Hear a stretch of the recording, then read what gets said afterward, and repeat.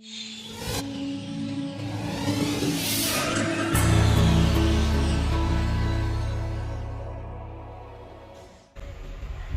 Assalamualaikum. Nama saya Puteri Syairah binti Wahab Syariza.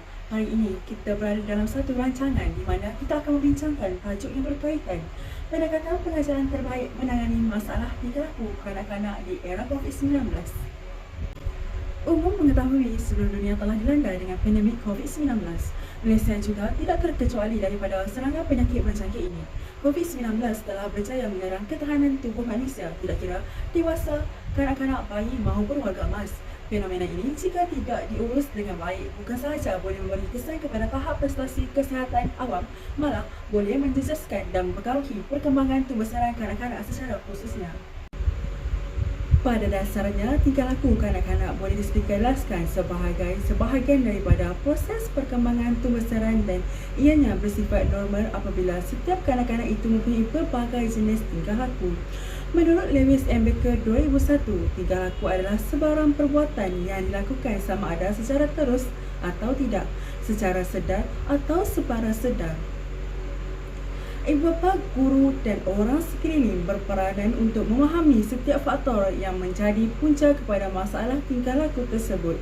Justru, hari ini kita akan mengupas hal yang berkaitan dengan masalah tingkah laku kanak-kanak agresif. Untuk pengetahuan semua, kebanyakan tingkah laku agresif berlaku pada peringkat umur kanak-kanak 1 hingga 5 tahun, tetapi akan berkurang selepas umur tersebut. Sebelum saya kupaskan dengan lebih lanjut, adalah kita kenal dahulu apa itu agresif. Menurut Lauber and Hayes 1997, tingkah laku agresif ditakdirkan sebagai kategori tingkah laku yang boleh menyebabkan atau mengancam fizikal dan membawa kecederaan kepada orang lain. Terdapat dua kategori tingkah laku agresif iaitu berbentuk instrumental iaitu penyerang proaktif dan matlamat iaitu penyerang reaktif.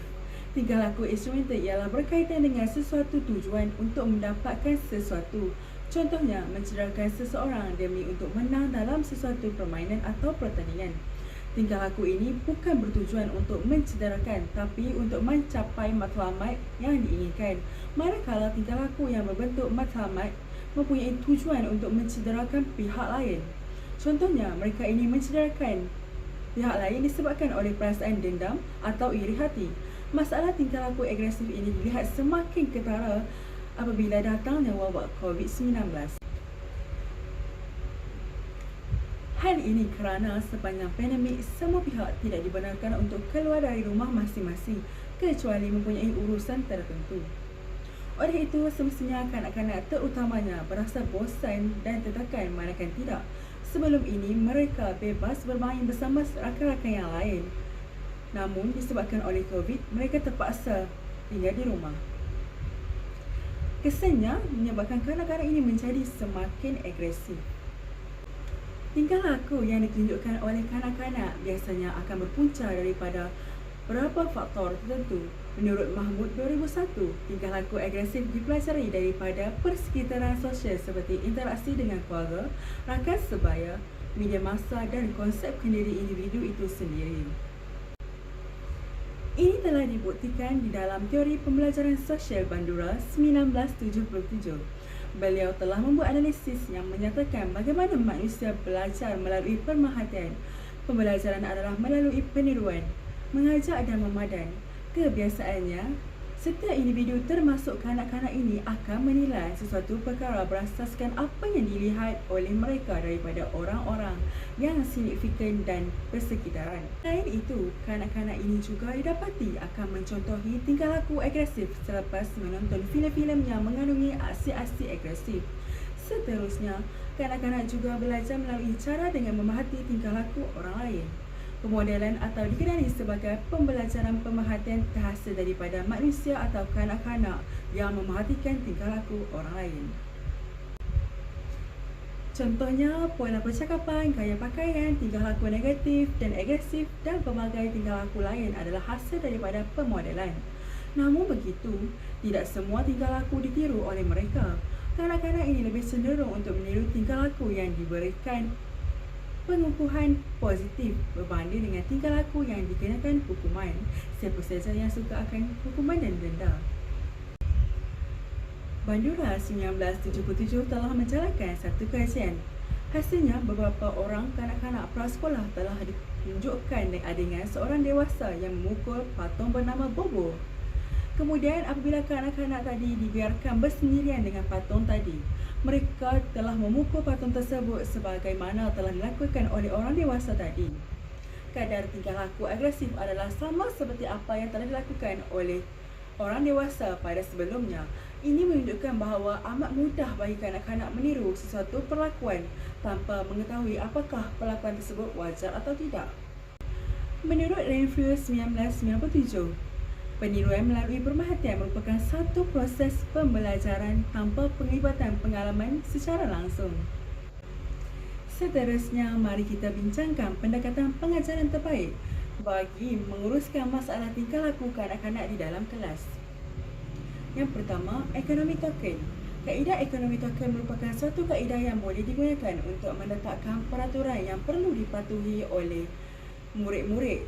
Peraturan ini mestilah dipersetujui oleh guru dan murid-murid. Guru perlu menyediakan satu serta nama murid-murid dan akan menulis nama murid tersebut pada papan atau kad di dalam kelas, serta meletakkan token.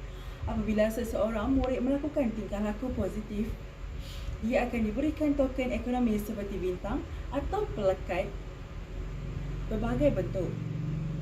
Bintang atau pelekat itu akan dilekatkan pada carta nama murid, dan apabila bilangan ekonomi token itu mencukupi seperti yang dipersetujui, maka murid tersebut akan menerima hadiah dan berhak menerima hadiah. Namun, apabila murid tersebut melakukan tingkah laku negatif, maka guru akan memberikan amaran dan akan menolak bilangan bintang atau pelekat daripada carta nama setelah amaran secara lisan diberikan beberapa kali. Dengan adanya ekonomi token ini, pelajar atau kanak-kanak ini akan berusaha untuk sentiasa bertingkah laku positif berbanding tingkah laku negatif. Mari kita pergi ke pendekatan yang kedua. Yang kedua, kaedah peneguhan dan penghapusan.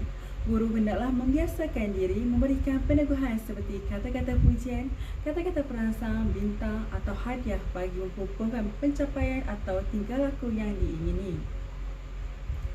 Sesuatu peneguhan positif hendaklah dilakukan dengan kekal dan konsisten bagi menjamin berulangnya tingkah laku yang diingini itu.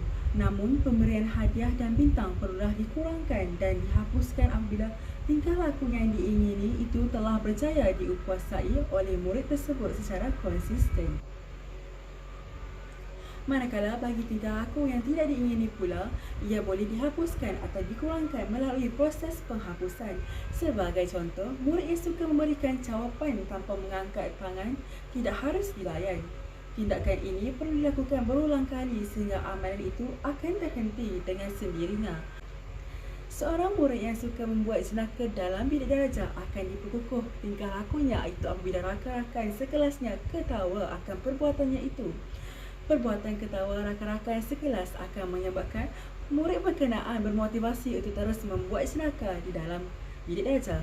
Hal ini amat bagus kerana ia mampu membangkitkan suasana ceria di dalam bilik darjah, dan di samping itu dapat meningkatkan semangat para pelajar untuk datang ke kelas. Tanpa sedar, kita sudah berada di penghujung rancangan. Kesimpulannya, untuk menangani masalah tingkah laku dalam kalangan kanak-kanak bukanlah sesuatu perkara yang mudah. Guru dan ibu bapa perlulah memikirkan strategi pencegahan ataupun strategi mengurangkan suatu tingkah laku yang tidak diingini dalam diri kanak-kanak tersebut. Kegagalan menangani masalah tingkah laku negatif ini seringkali membuatkan ibu bapa dan guru mengeluh dan berasa kecewa serta putus asa. Namun, dengan beberapa cadangan yang telah dikemukakan dalam perbahasan ini, diharapkan ibu bapa serta guru memanfaatkannya sebaik mungkin demi anak bangsa kita.